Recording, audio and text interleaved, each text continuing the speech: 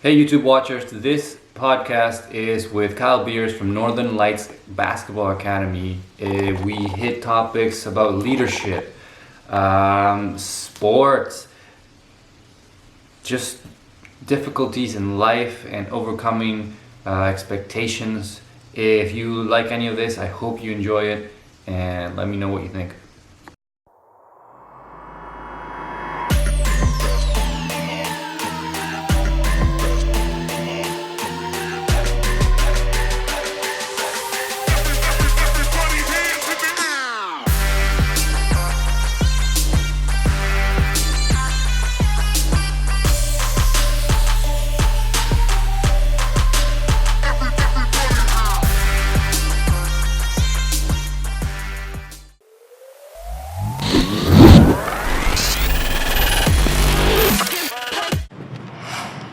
Kyle, what's going on? Good. Yourself? Good. So let's do a quick introduction, Absolutely. right? Northern Lights Basketball Academy. Yes.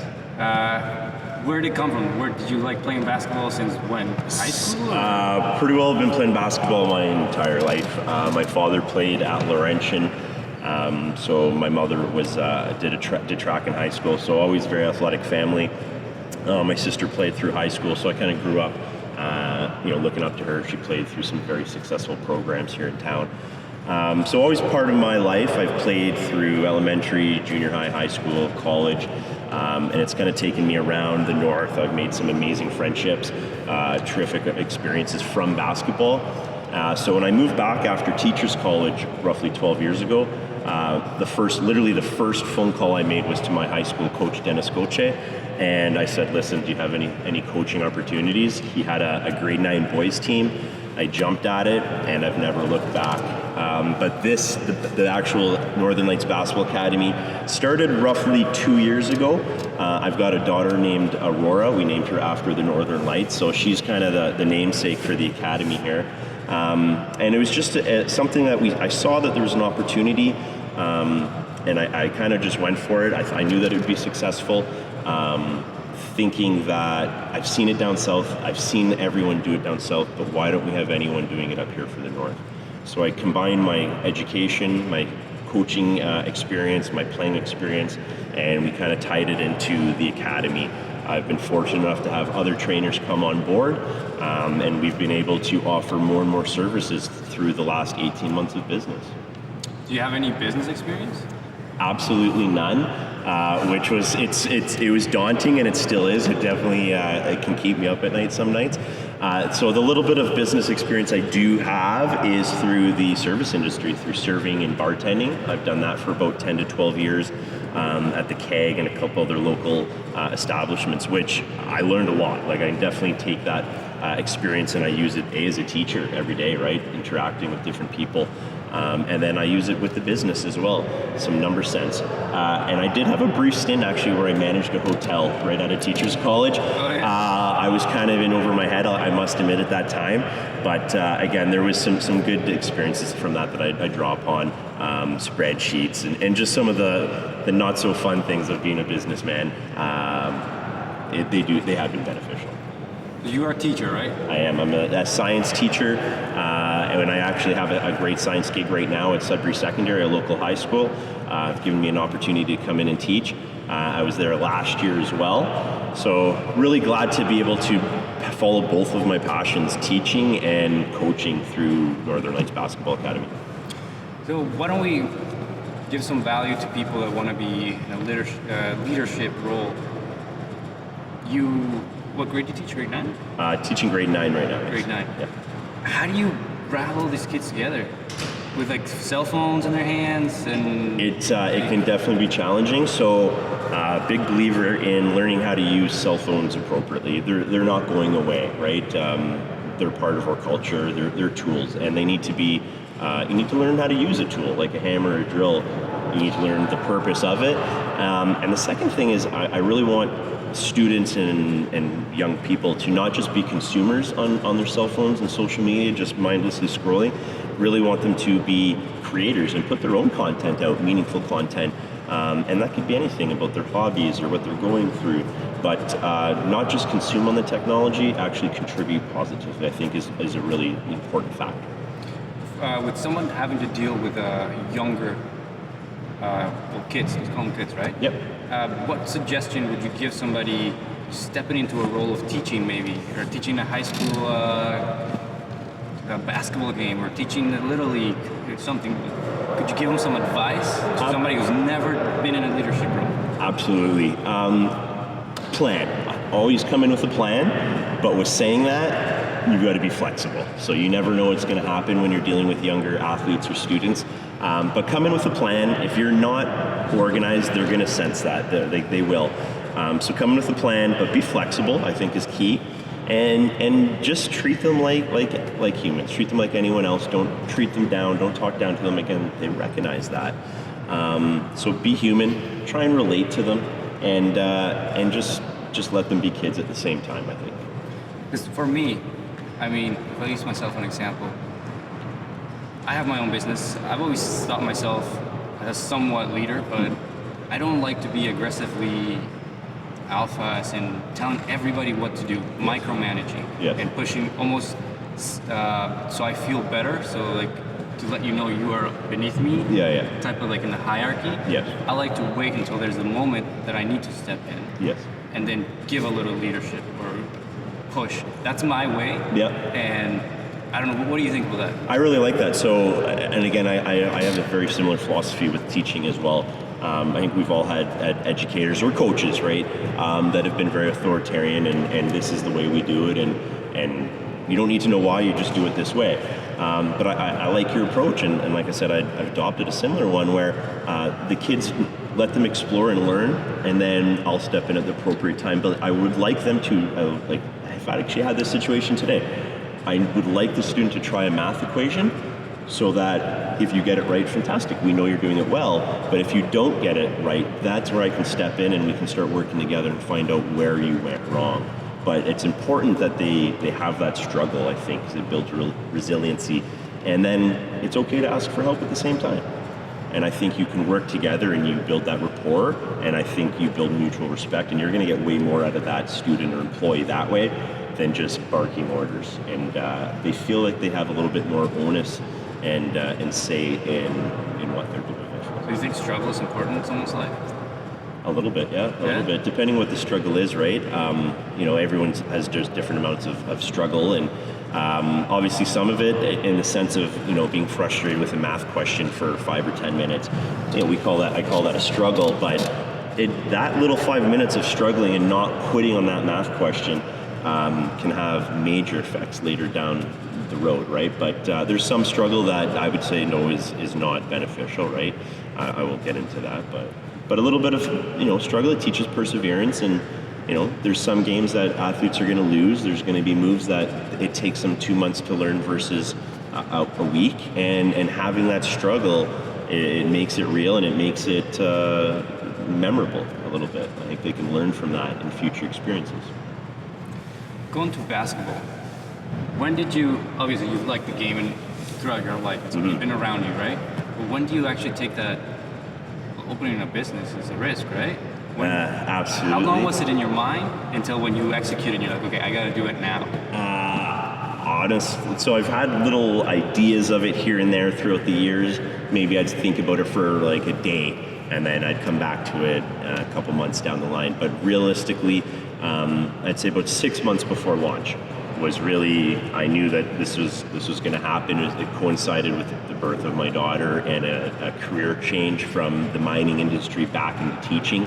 So there was a lot going on, but it was a purposeful decision, I'd say about 6 months before opening. So I'd say about 2 years. We started going to some business meetings, formulated the business plan, and then really just started buying equipment and started making some connections around town.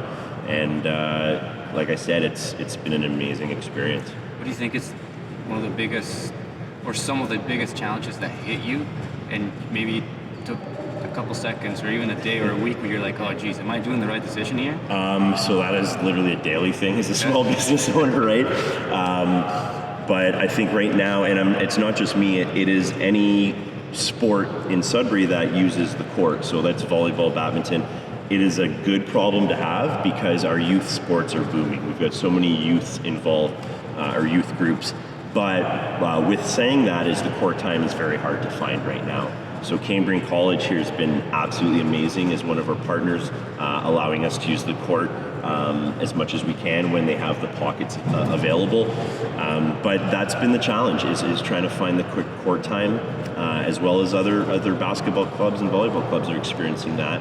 So we know that there are some plans in the future of expanding and having private venues, ourselves included. Hopefully within the next year and a half, we'll have a half court or a court somewhere in town that maybe even we can rent out, but that's been the biggest struggle. So you think taking the business from small enough where you can kind of fit in different courts to jump into having your own place, right? It's like a big boom.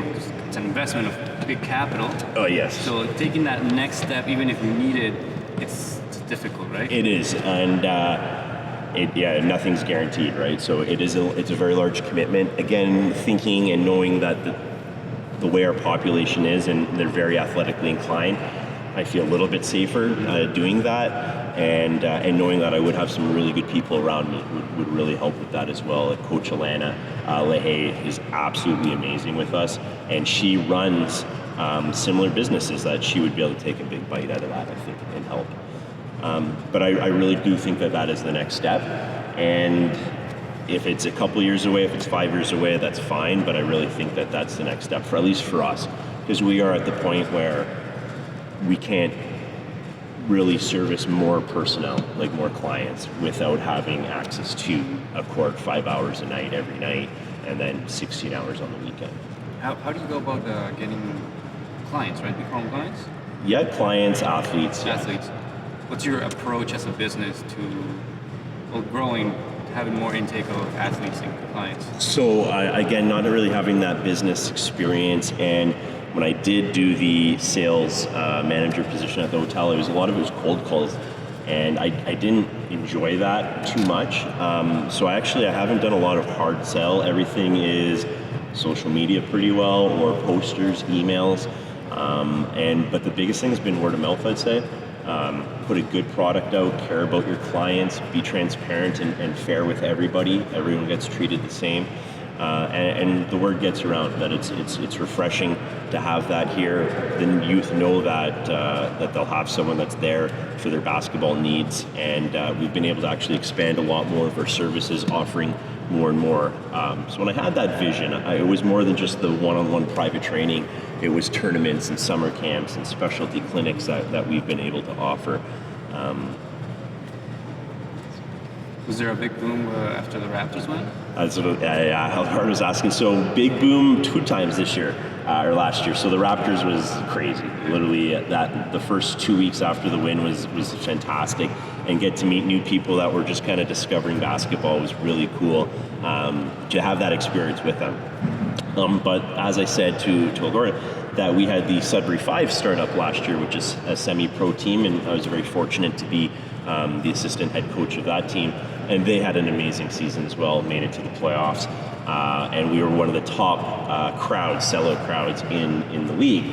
So having both of those basketball franchises do quite well, I think brought Northern basketball up to another level. And timing was excellent, I must say. From a novice like me, how would you explain your business? Like, maybe, what do you do? Yeah, absolutely. Great question. So we have a new number of services, and they are designed to complement each other. So several times a year, we will host a week-long camp, so Monday to Friday, 8-hour days. And it's a lot of basketball, and we have every age from age 8 and up for those, about 8 to 18. So and then we have specialty clinics every 2 months, which are 4 hours, and they're theme-based. So one clinic might be a shooting clinic, one might be attacking a certain type of defense. So those are our large groups that we kind of have. And let's say you really enjoy that experience, or you see something and you're like, wow, I need to learn more about that. Well, we also have our private training. So we do individuals with athletes. We also do small group training. So maybe a couple teammates or a couple friends will come in. We also do large group training where we might have a group of 10 people that come in that are friends. We do a lot of team training where coaches or parents will have us come in and work with a club team or a high school team. And then we've just started launching academy pod training, and we've partnered with an amazing group up at Laurentian University, Healthy Living and Rep Performance. And they're bringing hard data and a mobile app to the fitness sector. So we will actually be able to keep track of all of our athletes' fitness scores and basketball tests. And as soon as we're done the test, I hit send. This information goes to the athlete's parents and to the athlete. So you have real results. You're held accountable by numbers. Numbers don't lie. And the app is super easy to use. You get free access to how-to videos. You get nutritional tips. You get weekly check-ins with Cal and myself. It's going to be the new way of training. How does that fit into? Because I'm more familiar with like soccer world, and they have their own coaches, right? And Yeah. they have their own camps. Yeah. How does that fit in? You go more into high school teams and semi-professional. Who would be the most value to come to your service? So since we focus a large amount of our time on individual skill, really anybody, because you come in at your own skill level and we will customize our approach to you. So we currently have an athlete as young as 6, and I think our oldest athlete on roster right now is 25 years old. And it's anywhere from athletes that are brand new to the game, that just discovered the love, and we've got athletes on the older end that don't play competitively. They might play in men's league or pickup, but they would still want to be held accountable. They still want to learn some new moves, and they just thoroughly enjoy basketball. And then we've worked with national level players. We have worked with NCAA full scholarship athletes, high school athletes, semi-pro, a little bit of everything. So you come in at your own skill, and we're going to just keep adding and taking it to the next level. Just like a personal coach. Absolutely. Yeah, amazing. Yeah, I might have to take a class from you. Yeah, that'd be great. And we focus a lot on visualization and positive self-talk. So it's more than just the basketball side. So we really call it an all-encompassing approach to basketball development. We do have some sport performance coaches, so they'll deal with anxiety, things like that. We've got them that we can refer to. We have nutritionists that we can refer to. We've got personal trainers on staff, and then we've got several others that we can refer to, such as the Healthy Living and Rep Performance Group. So yeah, there really is a lot to offer, and I would like to continue to offer more. Get some physio on hand. So if we did ever get that property that we talked about, I'd love to be able to incorporate more health professionals and actually truly make it a one-stop shop for all types of athletes, not just basketball players. I was just thinking when you were telling me that you worked in the mine industry for a little bit. Yeah. But you were already a teacher before that? That's right. And why did you make the move to mining? So the supply circuit it's a lengthy circuit. There's lots of teachers in Sudbury that are on the supply list.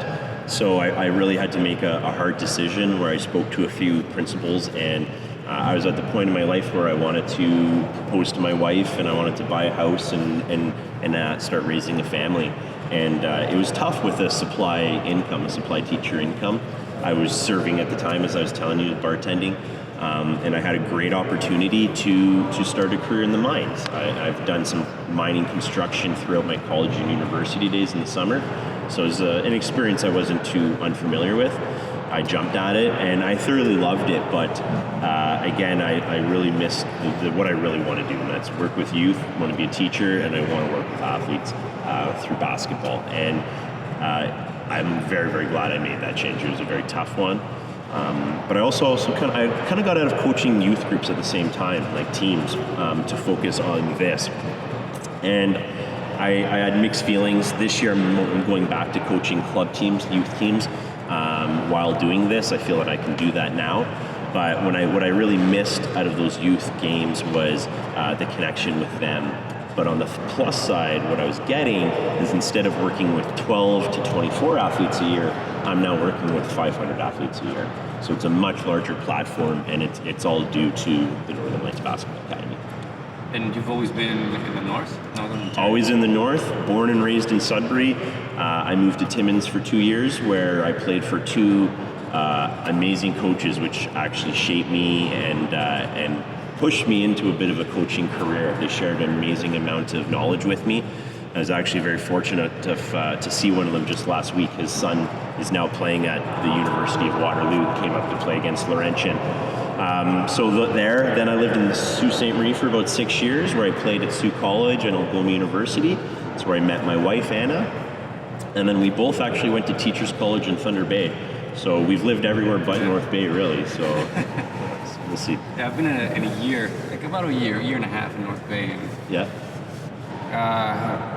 well, everybody's telling me, and like you can see it, that it's just missing a lot of people, right? Yeah. And it's in the news, all the new immigration programs and all that stuff.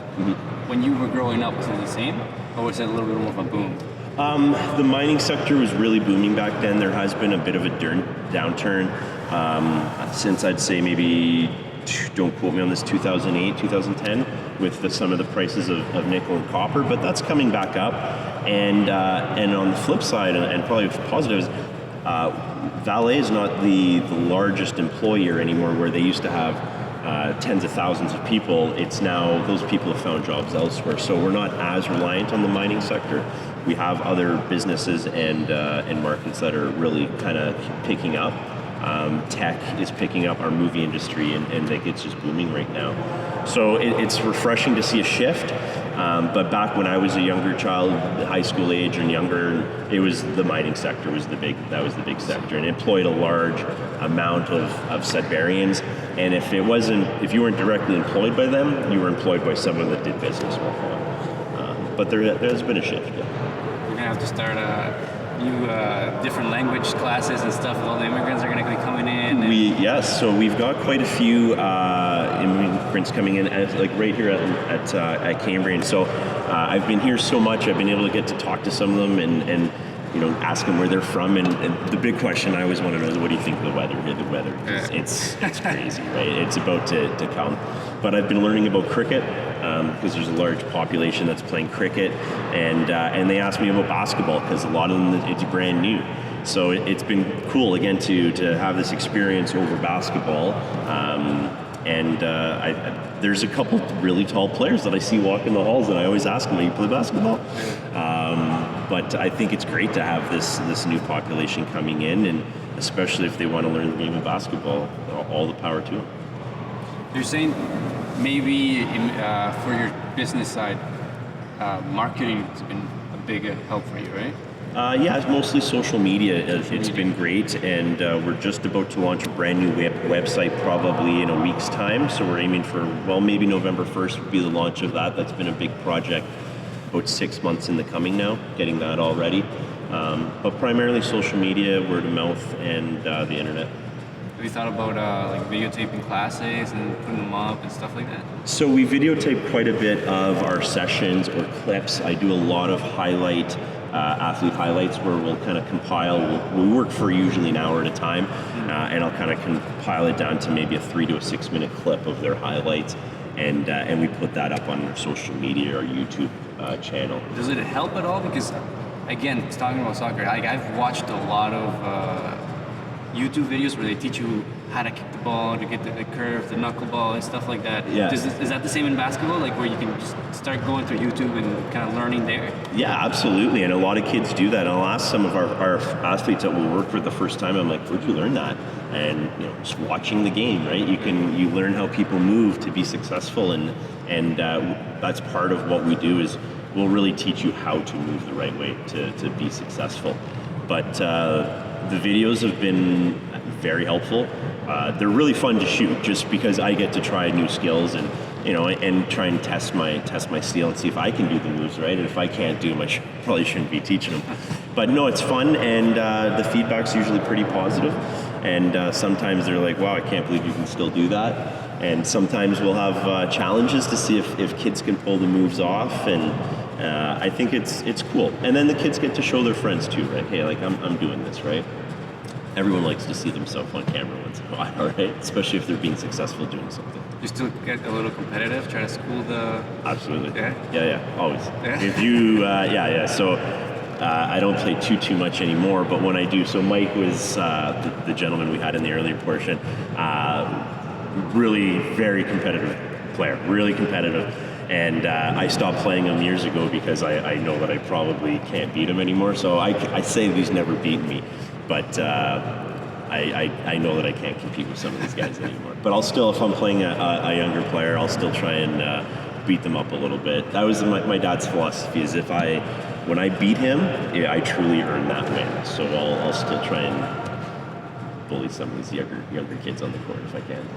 Are you following any basketball teams at the moment? So that's it's kind of a joke. If you really, everyone that really knows me, is that I don't watch a lot of basketball, particularly NBA. I prefer the college ranks a little bit. It's a little bit better form, and I find it's a coach's form of basketball, where they use more systems. There's more intricacies, more plays. They'll press, they run zones, things like that, which I really enjoy. That's the fun part for me as a coach now. Watching the NBA though, they're amazing athletes. The things that they can do, you can't see anywhere else, right? So there's pros and cons to both. I frankly don't have enough time though to spend watching, an hour and a half or 2 hour game. Teacher, dad, business owner, right? So there's always something going on. And come playoff time though, I'm glued. Like the Raptors final games, I didn't miss one. And that was amazing. And that was really good basketball. I talked about how college is more of that team game. The Raptors in their final series, they really played a great team game. And I think that's why they're successful. And so you're saying it's you as a coach, and you have a couple more? Yeah, so we've got Mike Babcock is one of our apprentice coaches. So he's played for me for about 4 or 5 years at a local high school. Great athlete and player, recruited by several colleges in the province. And decided he's going to stay home and actually start his coaching career. So he's now coaching back at his high school. He's getting involved with the club system, and as I've said, he's working with us. We also have Coach Alana LaHaye, who's originally from the Barrie area. Great player in her playing days, and she's a very passionate coach. She has a large role with us, helping me run the business, a lot of the marketing. And then has a lot of clients herself, does a really good job with the younger athletes. And she's coaching in the high school system as well and in the club system. So our coaches are out in the community. We're trying to still get on a couple more. I'd love to have 1 or 2 more coaches on staff. And then that would free us up to take on a few more clients for the personal training, because the demand is certainly there. What do you think? Maybe you can educate me a little bit, because how does the college level basketball work? Do they get paid? 'Cause I remember hearing very different stuff from everywhere. Yeah. Do they get paid? So in Canada, in most leagues, no. So there's talks of this in the States. I thought I read an article that in California they'll be paying their NCAA athletes. So all of the money that the schools make on their jersey sales, goes to the program or to the school. Now those athletes are on full scholarships, so most of their housing should be paid for, their food should be paid for. Now I've never been on scholarships, so I can't speak to that. Now some schools, the athletes are really well fed. Some schools, smaller schools, I know some athletes have struggled with meals, so they don't get paid. So that's the reason why there's the argument.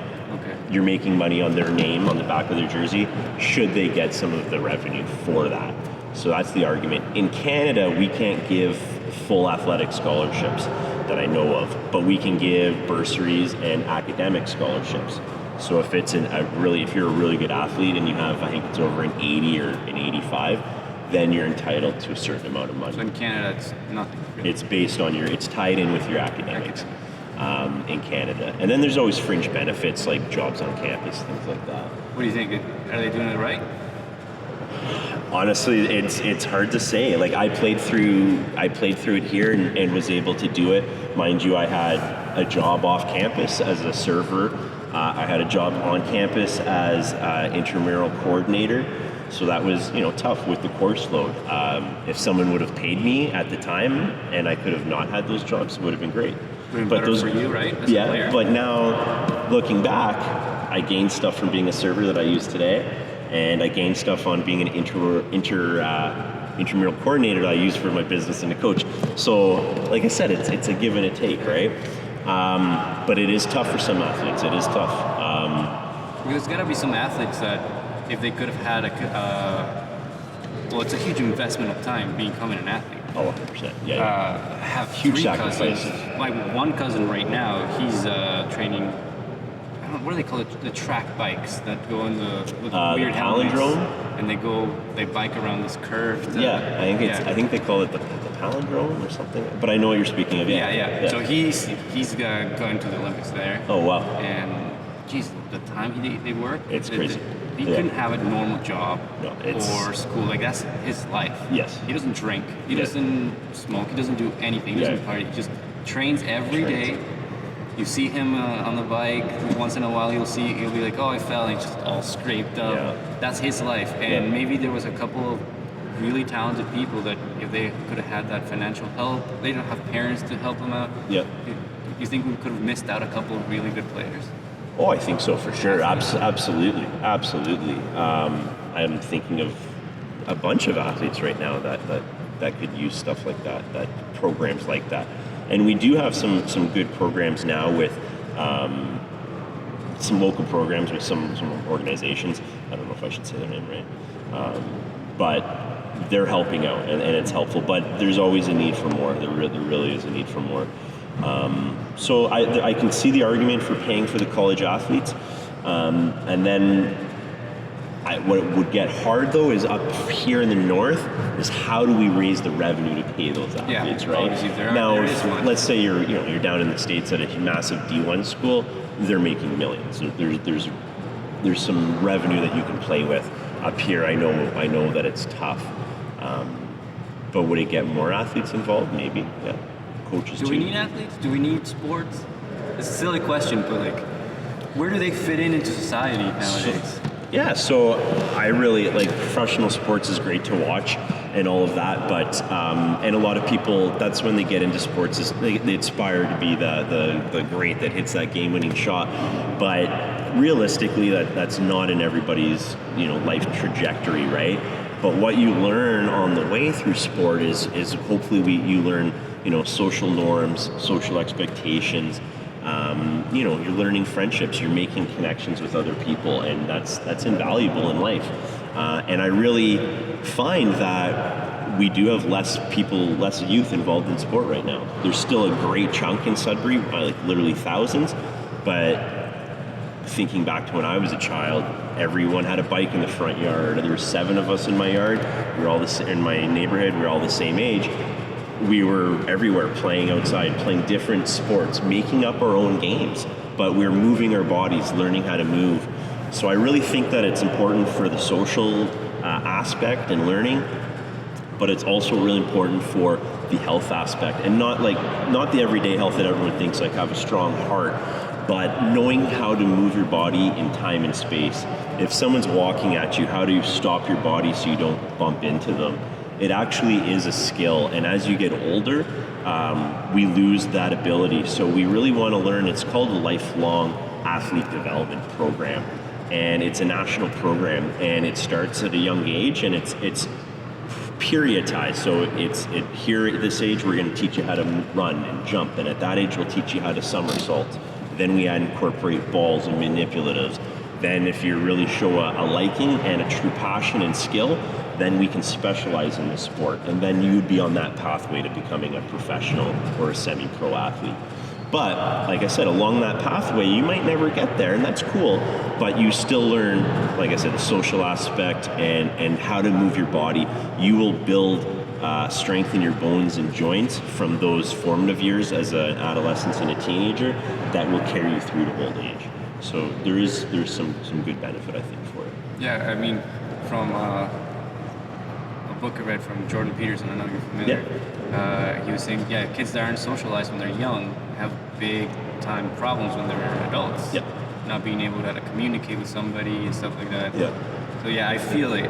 I understand that part. It makes sense to me. Yeah. And again, it comes back to one of our original topics, was that perseverance, right? Having that struggle, knowing that it's okay, like in the terms of being an athlete, is you might not be the best. You might lose a hard game at the buzzer on a fluky shot.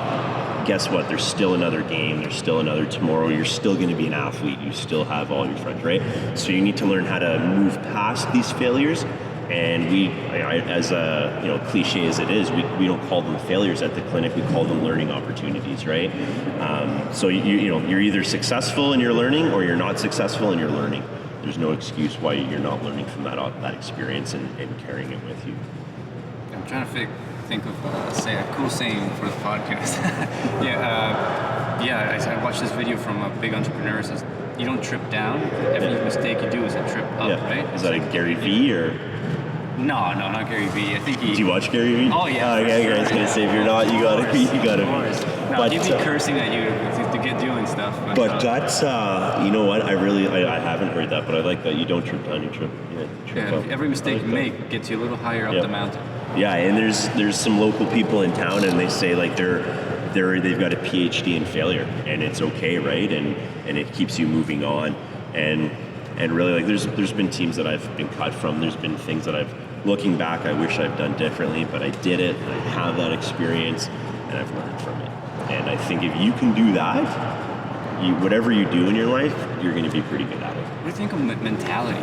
Having the mentality I like having the mentality of listening to somebody to teach me something where it's a little difficult at times. I don't agree with you, but at the end of the day, I'm like, oh geez, maybe I'm completely wrong.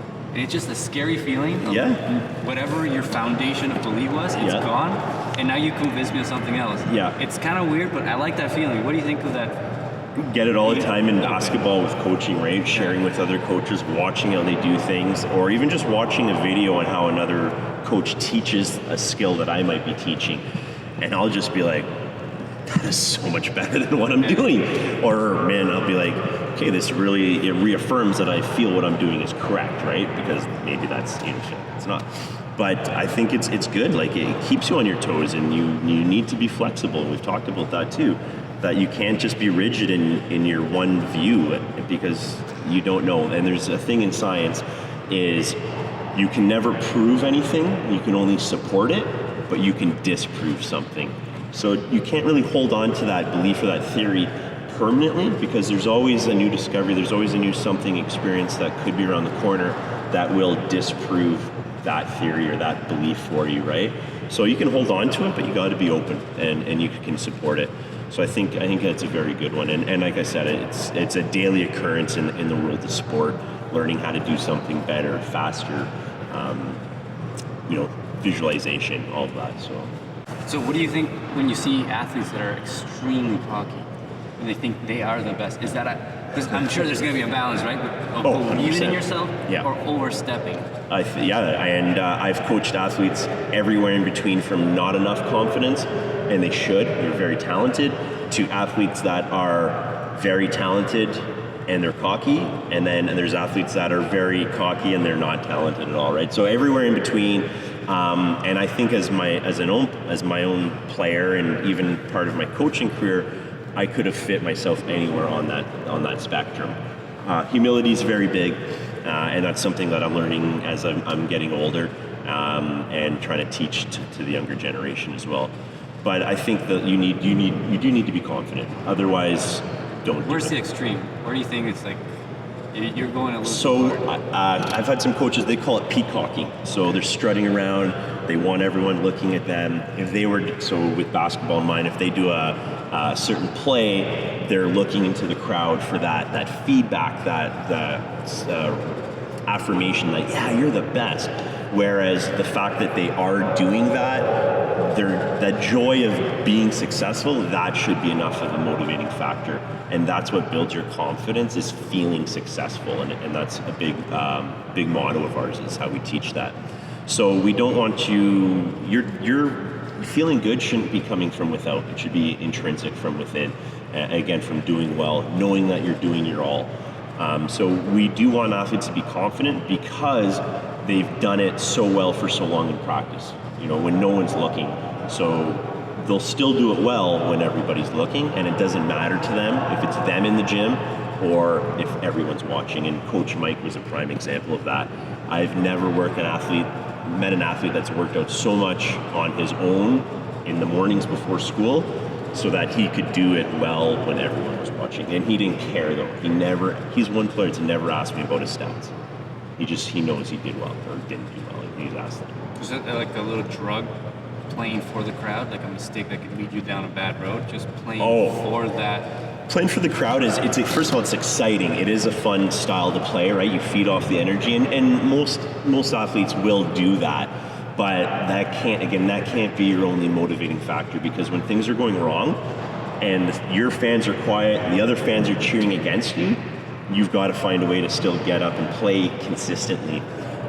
Personally, I actually preferred when the other fans were cheering against you. That was, for me, was a good motivating factor, because again, I was getting a little cocky and I wanted to show them that, no, I'm better.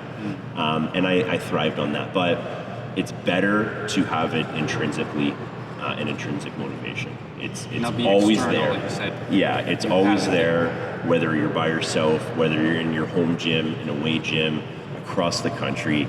You know that you are good for the reasons that we've built in through training. I think it was David Goggin who was saying he doesn't like working. You know what David Goggin is? I do not. Okay, well, people can Google it. But he's a big time Navy SEAL who went through the Navy SEAL program, I think like 4 times. Is this with, he's got an arm missing? No. Or, okay. Okay. But he put himself through the Navy SEAL program several times because he wanted the challenge and stuff like that, right? But he says he doesn't like to work out with music because it's like a little drug to push you. But when you don't have that music, how are you going to work out, he says. Yeah, so that was, I saw he was on Joe Rogan, I think. Well, okay, so I do know that's, it's funny because, and Joe was asking him, there's someone in the background, he's like, do you run with music? And my high school coach, the one that I met a couple weeks ago, came up. He used to take our team out to his camp in the bush every preseason, and we would run for hours, and we weren't allowed to have, at the time it was disciplines, right? We were no music, and we would always get so angry. Like, why? He's like, you don't have music when it sucks in the fourth quarter and your legs are burning and you're sucking for wind. You don't have that. All you have is you and the guys around you, right? And we were, literally 17 at the time, and we hated it. We were like, this is the stupidest. But we were ranked number 1 in the province that year, and we went on to win a provincial medal.